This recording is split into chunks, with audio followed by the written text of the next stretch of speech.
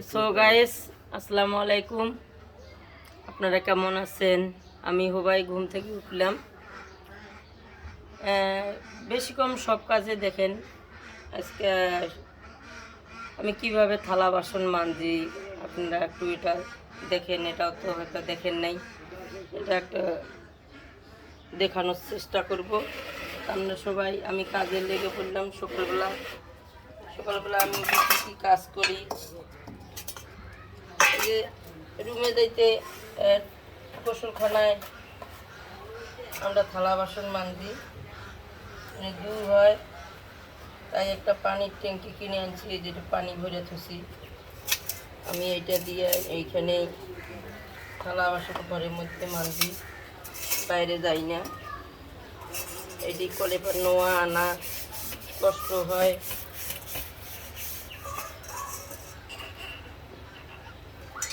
এটা দিয়া খালি মাঞ্জা ঘষা আর তরকারি কাইটা ধোয়া, এটা দিয়েই কাজ করি।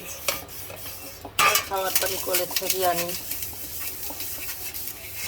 আর মনে করেন আমি বাসায় আছি, বাসায় কেউ নেই, সবাই ঢাকা শহরে চাকরি করে, কে কার কাজ করে দেয়। আমার কাজ আমাকেই করতে হবে। যেভাবে আমার করতে সুবিধা হয় এইভাবে আমি কাজগুলো করার চেষ্টা করি। একটু দেরি হলো, আমি আমার কাম ধীরে ধীরে করে নিই।